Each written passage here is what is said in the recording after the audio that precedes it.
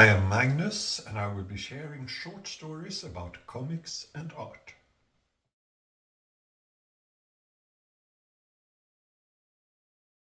Hi, on this episode of Magnus Collecting Magnus, I want to show you some modern versions of Magnus Robot Fighter. When Valiant Comics revived Magnus Robot Fighter, they pretty much picked up the same universe as Gold Key Comics had left behind, except they made it a lot grittier. After a while, they turned it even grittier and decided to give Magnus a more advanced uniform. One that was designed by Cliff Van Meter, and here's a design drawn by Bob Layton. On this design you can also see a modernized version of Magnus Mentor Robot 1A. When Valiant Comics gave up and were changed into Acclaim Comics, a new version of Magnus came to light. This one was drawn by Mike McCone and Mark McKenna. This specific cover was actually not used. Acclaim had decided to have a tribute month with homage covers, and DC didn't approve of that. So the covers that were homaging DC covers had to be scrapped, unfortunately. Later on, Acclaim made one final attempt to turn things around with the series Unity 2000, drawn by Jim Starlin and Hugh Rubinstein. There they had pretty much gone back to the classic Magnus.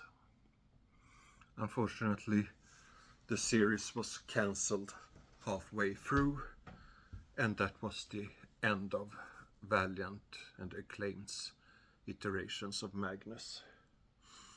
The next version that were published was a quite nice attempt by Dark Horse. Artist there was Bill Reinhold. Here's one cover for the first issue.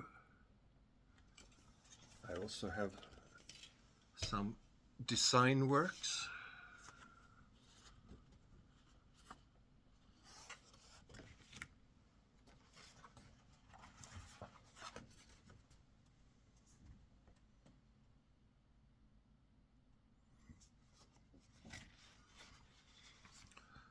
But unfortunately, that version didn't work out either.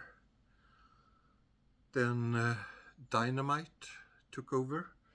And one thing you can say about Dynamite is that they produced lots of different covers. For instance, Rob Liefeld,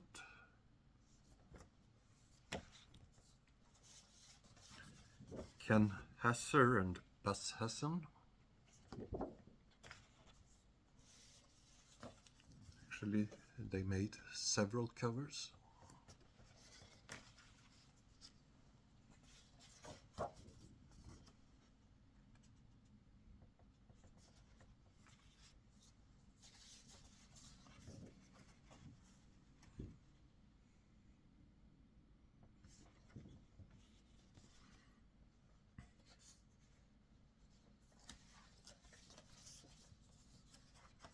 Bob Layton,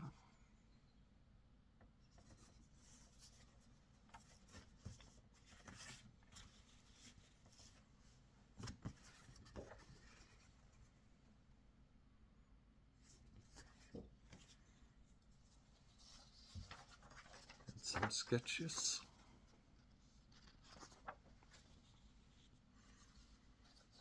Actually, I managed to pick up these in my hometown when Bob was visiting a convention.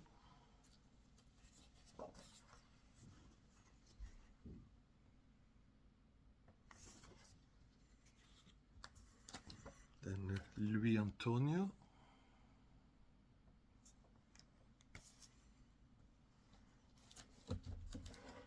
Ossi Fernandez and Tony Kodos. Guess you recognize what this one is homaging.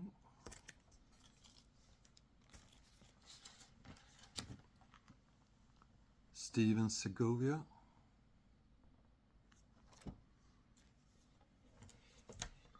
Emanuela Lupacchino.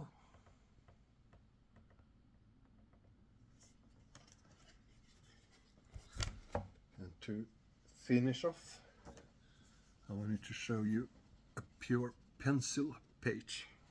This one done by Brent Peoples. When I started collecting, pencil pages pretty much didn't exist. The artwork was FedExed around the country and the ink was drawn on top of the pencil art. Nowadays, with computers, you just scan it and make a new ink original separate from the pencil's original. Funnier and better for us collectors, that's for sure. Hope to be able to show you more examples in future episodes. Hope you enjoyed this, and if you do, please subscribe. Thank you, bye.